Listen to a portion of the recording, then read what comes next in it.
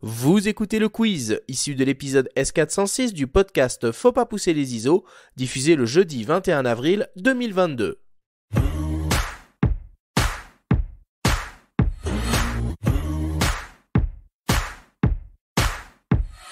Laurent, le principe du quiz est très simple. Nous avons reçu des questions de la part de nos auditeurs qu'ils t'ont posées via notre compte Instagram en lien ou non avec le sujet de l'émission, c'est-à-dire toi.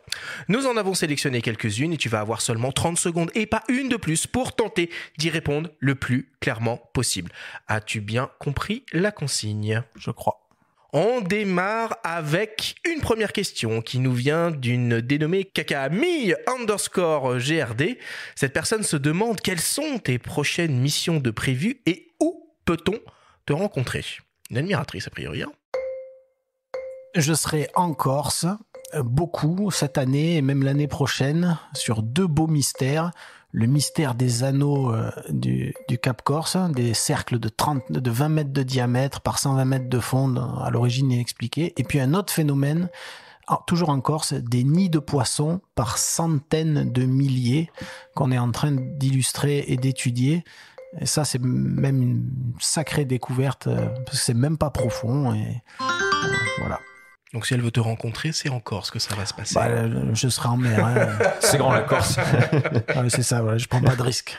Deuxième question qui nous vient d'un dénommé Thomas_Tranin.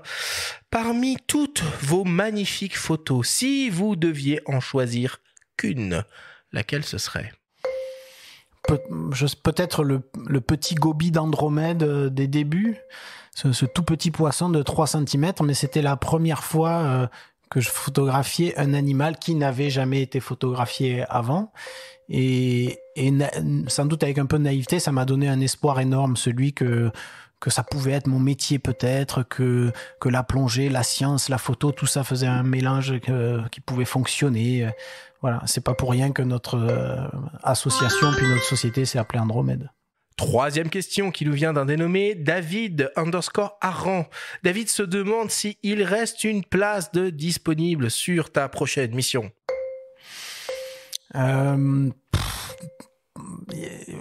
Oui, il y a des places qui sont pas encore attribuées, mais il y a un pool de camarades autour de moi qui...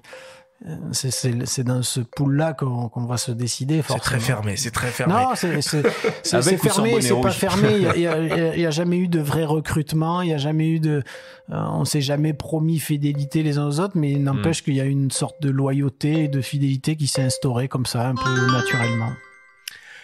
Une autre question d'un dénommé Gilou54. Quelle est l'espèce marine la plus fascinante à tes yeux et pourquoi ? Je sais pas. Peut-être ce calamar géant des grandes profondeurs là, qui est énorme, massif, cosmopolite dans quasiment tous les océans de la planète, et pour autant il y en a qui pensent encore que c'est une légende, que ça n'existe pas, alors que c'est bien réel. Ça serait le grand scoop photographique, ça serait une étude scientifique hors norme. Voilà un sacré mystère du monde sous-marin. Ouais. Peut-être cet animal-là, mais il y en a beaucoup d'autres. Et enfin, dernière question qui nous vient de Luluto97. Le but de tes expéditions est-il d'élargir la connaissance et d'éduquer le grand public, de faire progresser la science, que ce soit en lien avec des labos de recherche ou autres ? Oula, c'est une grande question. C'est un peu tout ça. J'oublie pas quand même que le moteur de ces expéditions, c'est d'abord...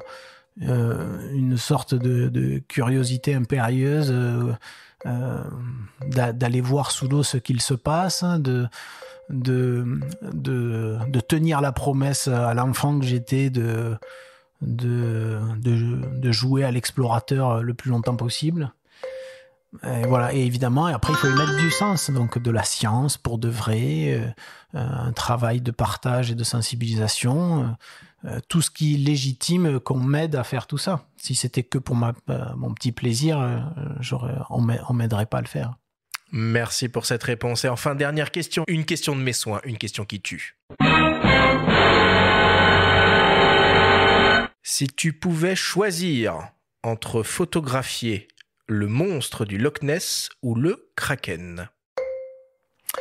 Alors, le monstre du Loch Ness, on m'a déjà proposé de le photographier. Je suis heureux que vous me posiez la question parce qu'on me l'avait jamais posé. Alors, c'est une histoire qui serait très longue, mais il y a un gars qui m'a même, pour tout vous dire, payé. Et quelqu'un qui m'a payé pour de vrai, sonnant et trébuchant, pour qu'on aille photographier le Loch Ness.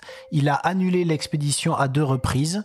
Et à la 3e fois, il m'a dit, mais bon, de toute façon, tu gardes les sous, c'est normal. Je t'ai bloqué une période. Et je n'ai plus entendu parler de ce gars-là. Ouais. Ça, c'est incroyable. Ouais, et moi, j'étais chaud, hein, j'étais partant. Je n'y croyais pas, évidemment, mais la perspective d'aller plonger dans le Loch Ness me séduisait quand même. Quitte à y photographier un brochet de carpe, c'est pas grave. C'était l'idée de ce voyage là-bas. Voilà. Malheureusement, il n'a jamais renouvelé son appel. Mais il avait une connexion directe avec l'ange Gabriel qui lui avait donné la position et l'heure à laquelle nous verrions Nessie. Bien sûr. Voilà. D'accord. Encore un mystère. Ouais. Voilà. Et l'histoire est authentique, vraiment. Il y a beaucoup de camarades qui peuvent en témoigner puisque on a préparé le voyage. Je me souviens, j'avais acheté mes pellicules, etc. On allait partir. Merci beaucoup, Laurent, pour toutes tes réponses.